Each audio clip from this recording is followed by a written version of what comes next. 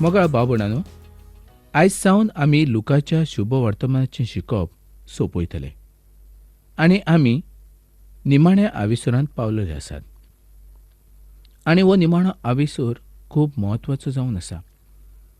आयज निमाणे 2 आविसूर आमी पळोवया आनी फुडले फावट आमी नव्या पुस्तकाचें शिकप करुया.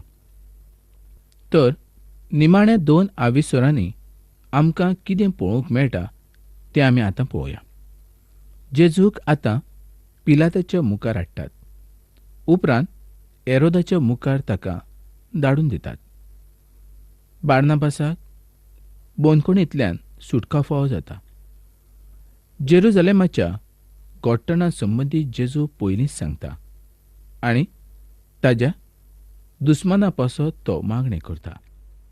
जेजूक खुर्साचेर खिळायतात. अधिकारी आनी सैनीक ताची फकाणां करतात. एक चोरूय ताची फकाणां करता. दुसरो चोर ताचे उपकार आडयता आनी जेजू ताका मानून घेता. आतां जेजू आपलो जीव सोडटा. नव्या फोंडांत ताची कूड दवरतात. आतां जेजूक पिलाताच्या मुखार हाडटात. पिलात वो पॅलेस्टायन हाचो रोमन गव्हर्नर आसलो. तो पास्काचे पोरचेक जेरुजलेमांत आयिल्लो आसलो आनी ताची नदर परबेक हाजीर आशिल्ल्या सगळ्या लोकांचेर आसली. मोजेसाची सुमोर्द रोमाचे अधिकारी मानिनासले आनी जी चूक तांणी जेजूचेर घातलेली आसली ती म्हणजे एक तांचें पिशेपण अशें जावन आसलें. खरें पळयल्यार पिलात जेजूक सोडूंक पळयतालो. पिलात म्हणटा ताका खास्त फावो जाय सारकी ताची कसलीच चूक आपणाक दिसून येना. जेजून लोकांची मनां उचांबळ केल्ली अशी चूक ताचेर घातलेली आसली. पिलाताकूय ह्या फोटी पासून सुटका जाय आसली. पिलातान ताका हेरोदाच्या मुखार धाडलोलो कारण ती सुवात हेरोदाच्या प्रांतांत येताली आनी हेरोदय त्या सुवातेचेर हाजीर आसलो. आनी हें खरें जावन आसा. ह्या पयलींच जेजून फारिसेवांक आनी हेरोदाक हें सांगलेलें आसलें. लुकाचो 13वा आविसूर आनी 32वी वळ आमी वाचुया. आनी ताणें म्हटलें, वचात आनी त्या कोल्याक अशें सांगात, चोत्राय दवर, हांव आयज आनी फाल्यां देंवचार काडटां आनी पिडा रोग बरे करतां आनी तिसऱ्या दिसा म्हजो शेवट जातलो. हेरोद जेजूक पळोवंक आशेतालो. जेजू कडेन ताचे पासत एक उतर पासून नासलें. हेरोद अशें सुवातेचेर पावलेलो आसलो की त्या सुवाते वेल्यान परत वचूंक भरपूर आगोड. तो घोट्टणाचे सुवातेचेर पावलेलो आसलो. तो खूब वायट अशा गोराप्यांत आसलो आनी जेजू ताजेशी वचूंक केन्नाच चिंतिना. ते जेजूक गुन्यांवकारी थारावंक सोदतात.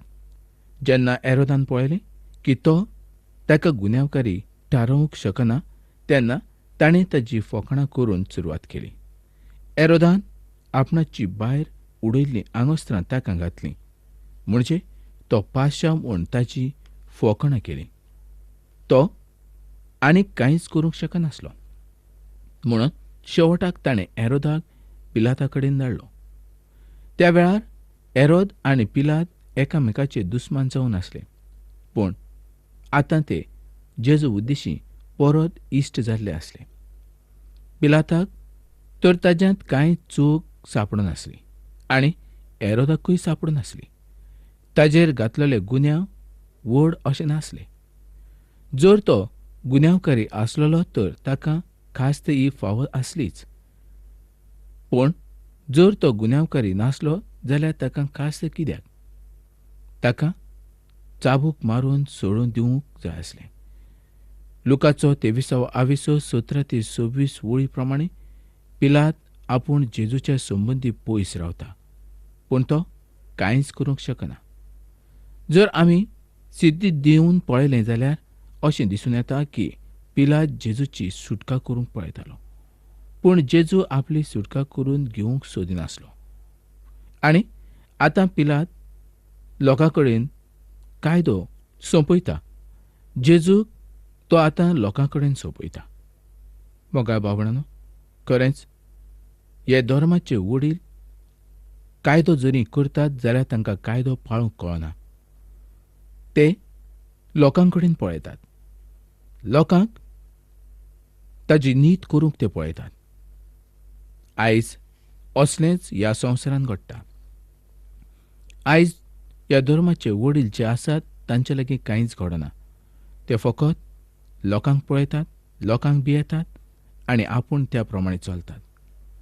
आतां पिलात तर व्हड अजाप जाल्लो आसलो. जेजूच्या भितर ताका कसलोच गुन्यांव नासलो. तरी पूण जेजूक ते खुर्साचेर खेळावंक पळयतात. खुर्साचेर मरूंक वेताना वाटेन तो जायत्या बायलां कडेन उलयतालो, जी ताचे पासत रडटालीं. तो ह्या सुवातेचेर व्हड संकश्टाच्या काळा संबंदी उलयतालो. आनी हें संकट सगलें ह्या संवसाराचेर येवचें आसा हें तो तांकां सांगतालो. पूण तांकां तें सोजमो नासलें, कारण पवित्र आत्मा तांचे थंय नासलो देखून तीं जेजूचेर मोग करणारीं जावं नासलीं. जेजूच्या फाटल्यान तीं जायतो वेळ पर्यंत चलोन आयिल्लीं आसलीं. तीं आपल्या घरा पासून बरींच पयस आसलीं.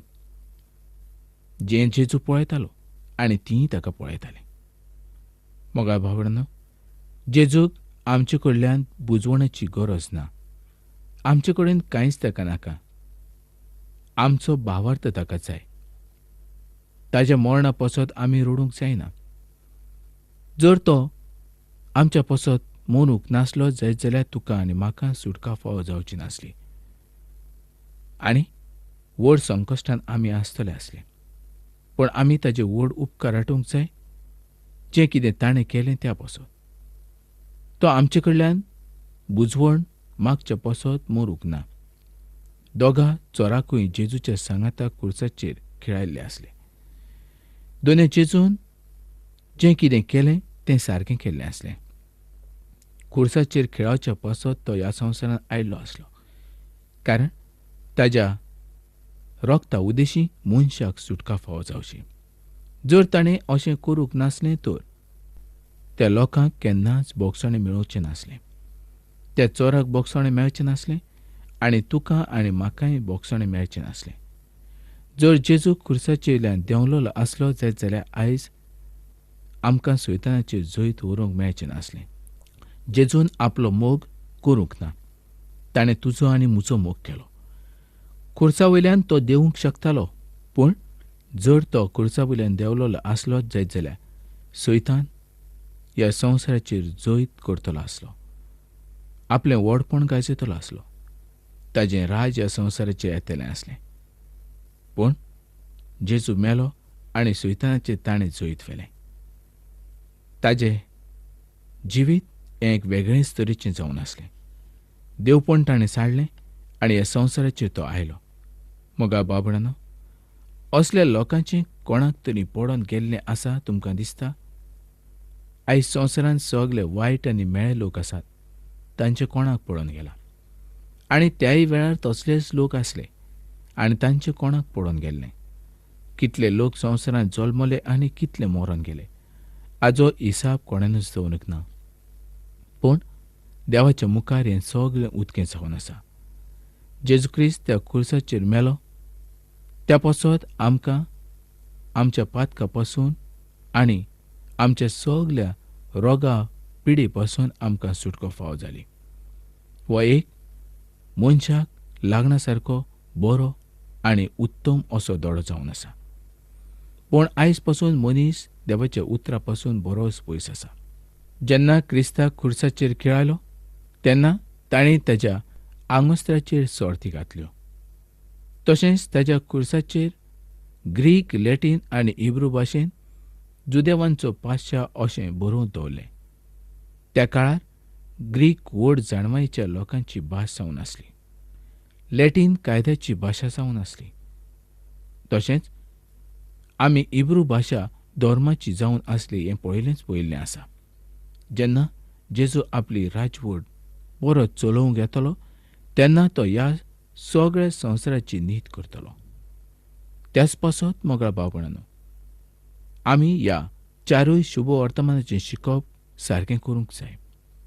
मॅथ्यू आनी मार्क सांगता की सुरवातेक दोगांय चोरांनी जेजूची फकाणां केल्लीं, पूण उपरांत त्या खुर्सावेल्या 6 वरांनी तांणी निमाण्या 3 वेळांनी एका चोराक आपली चवकशी केली. ताणें ताचेर विश्वास दवरलो. ताणें पळयलें की खुर्साचेर हो जो मरता तो आपणा पसत न्हय तर दुसऱ्या पसत मरता. जोरी ताका खबर आसलें की बाराबासान त्या खुर्साचेर मरूंक जाय आसलें म्हणून, तरी ताका हें सुद्दां समजून आयलें की हो बाराबासा पासत सुद्दां मरता म्हणून. ताका समजून आयलें की मनीस नासून तो देव जावन आसा म्हूण.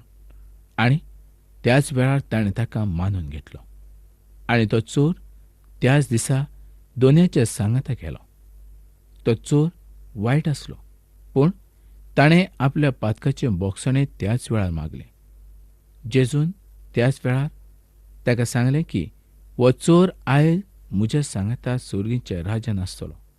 त्या दोनूय चोरांक एकाच कारणाक लागून दवरलेले आसले आनी तांकां दोगांकूय एकूच तरेची खास्त फर्मायल्ली आसली. तांचे भितर कसलेंच बरेंपण नासलें. त्या पासत ही खास्त तांकां फावो जाल्ली आसली. चोरांक ही खास्त फावो जावंकूच जाय, कारण हो कायदो जावन आसा. वो मोजेसाचोच कायदो न्हय तर तो सरकाराचोय कायदो जावन आसा. तांचे भितर जें कितें आसा तें भायर काडूंकूच जाय. मोगा भाव भयणांनो, पूण ह्या वेळार एका चोरान आपलें दूख खोऱ्यानूच मानून घेतलें. त्याच पासत ताका जिवीत फावो जालें. आनी हें जिवीत थोड्या दिसांचें न्हय तर सासणाचें जिवीत ताका फावो जालें. आयज तो देव बापाचें आसा. मोगा इश्टांनो, लक्षांत घेयात, हे लोक कित्या पासत बरयता आनी ही घोडणी ताणें कित्या पासत बरोवन दवरली. आयज आमी चोर नासत, कदाचीत आमी चोरूय आसत, पूण आमचें जिवीत कशें आसा तें देवाक मानवता काय ना हें आमीच आमची चवकशी करूंक जाय. जेजू ज्या सुवातेचेर मेलो त्या सुवातेचेर तूं आनी हांव मरूंक जाय आसलो, कारण आमी खऱ्यांनीच ह्या संवसारांतले व्हड चोर जावन आसले. ह्या संवसारांतले व्हड पातकी जावन आसले. ह्या संवसारांत आमचे भितर कांयच बरेंपण नासलें. आमची सगली कूड मेळ्यापणानूच बुडोवन गेल्ली आसली. पातकान ती बुडोवन गेल्ली आसली.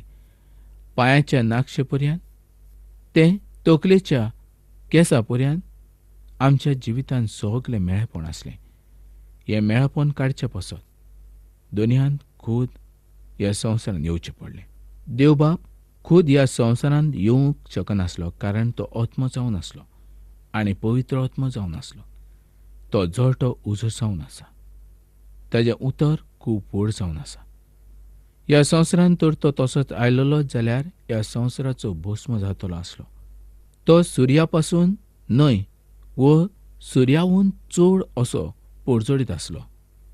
मोगा भाव भयणांनो, खरें सुर्याचें वत आमच्यांनी घेवंक जायना, तर देवाचें इतलें पडजडीतपण आमच्यांनी पळोवंक जाय. तो ह्या वेळार तूं तुकांच पळय. आयज तुजी कोडणी तूं पळय. पवित्र पुस्तक तुज्या लागीं उलयता. तूं दुनिया जेजूक आपलो सोडवणदार म्हूण मानून घेता. तुजें जिवीत आयज तूं ताच्या हातांत सोंपयता जाल्यार आयज तो तुका व्हड सोद उक्तें करतलो. मोगा भाव भयणांनो, जेजू मेलो, ताका पुरलो आनी मरणांतल्यान तो परत जिवंत जालो. आजो तुमकां कितें तरी अनुभव आसा? आजो तुमच्या जिविता पासत कितें तरी अर्थ जावंक शकता? तो तुमच्या पासत मेलो, हाजेर तुमी विस्वास दवरतात? तुमकां विश्वास आसा? जेन्ना ताका पुरलो तेन्ना तुमची पातकां ताच्या सांगाता पुरली म्हणून? हें ह्याच पसत ताणें केलें की सदांकाल आमकां पातका पासून सुटका फावो जावची. तुमचो विश्वास आसा की तो परत जिवंत जालो म्हणून? आनी आमकां सुद्दां ताचे सांगाता तो जिवंत करतलो हाजेर तूं विश्वास दवरता? जर हाजेर आमचो बावर्थ आसा तर देव आमकां जेजू क्रिस्ता वरवीं आपणाच्या सांगाता दवरतलो. तो आमकां क्रिस्ताच्या वरवीं पळयता. आमकां तो नितीवंत असो करता. जुजे मुटलेलो एकलो आसलो तो जेजूची कूड मागता आनी तो खरो जेजूचो सीस जावन आसलो अशें पवित्र पुस्तक आमकां सांगता. तो फोण ताणें ताजे पसत दवरलेलो आसलो, पूण आतां तो फोण ताणें जेजू पसत दिल्लो आसलो आनी तो जेजूची कूड घेता आनी त्या फोणान दवरता. मोगा बाबणानो, फोण न्हय पूण सोडवणदार जेजू क्रिस्त जो आयज देव बापाच्या उजव्याक बसलेलो आसा तो म्हत्वाचो जावन आसा. तो फोण म्हत्वाचो न्हय, तो खुरीस म्हत्वाचो न्हय, तर दोनी जेजू क्रिस्त म्हत्वाचो जावन आसा अशें पवित्र पुस्तक बायबल सांगता. आनी तो फोण आयज तसोच आसलेलो जायत जाल्यार लोक त्या फोणाची पुजा करतले आसले आनी त्या खुर्साची पुजा करतले आसले. पूण नको जावन जायते जाण अशें करतात आनी हें खूब वायट जावन आसा. जेजू त्या फोणान ना, निमूण त्या खुर्साचेर ना. जेजू आयज सुर्गीच्या राज्यांत आसा. तो जिवंत जातो 40 दीस ह्या संवसारांत रावलो. 40 दीस तो आपल्या सिसांक दिश्टी पडलो. 40 दीस ताणें व्हड काम केलें आनी सिसांक आपल्या कामाचेर परत ताणें पाठयलें. आनी आयज तो ह्या सुवातेचेर आसा ज्या सुवातेचेर तूं एकठांय जाला त्या सुवातेचेर. आयज तुका तो पळयता कारण तो जावन आसा पवित्र आत्मो. जरी तो सुर्गीच्या राज्यांत आसा जाल्यार पवित्र आत्म्या उद्देशीं तो आमच्या सांगाता आसा. जेन्ना ताका पुरलो तिसऱ्या दिसा तो जिवंत जालो. मोगा बाबणानो, फोण्यांतल्यान तिसऱ्या दिसा जिवंत जाल्लो कोण तरी आसा अशें तुमी केन्ना आयकलां? हें आमी तर आयकूंक ना.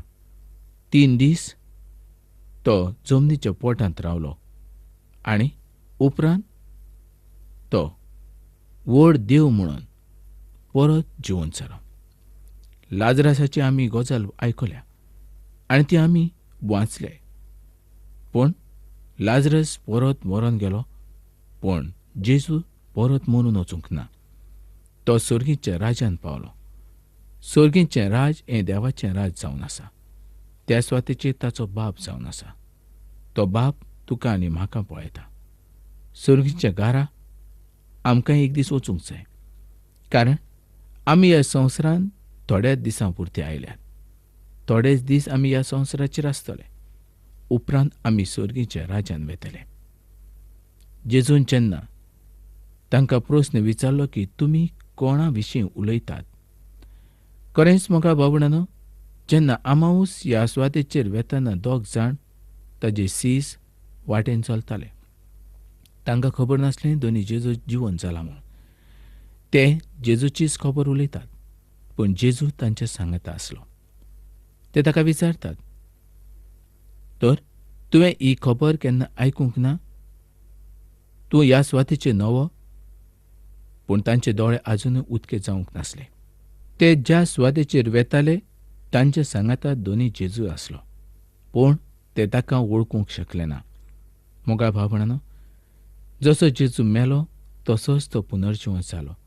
ताणें वेगळी कूड अशी घेतली ना, पूण ताचे शिसांची नदर खंय आसली ती तुमी पळयात. तांचे शीस संवसारी जाल्ले आसले.